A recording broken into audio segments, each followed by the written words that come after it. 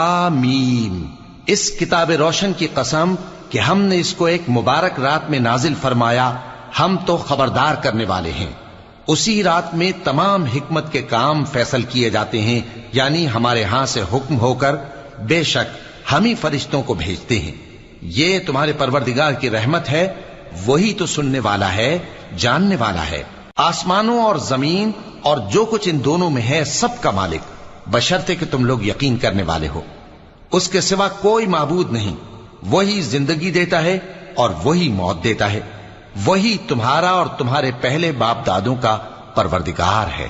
لیکن یہ لوگ شک میں پڑے کھیل رہے ہیں، تو اس دن کا انتظار کرو کہ آسمان سے صاف دھواں نکلے گا جو لوگوں پر چھا جائے گا، یہ درد دینے والا عذاب ہے۔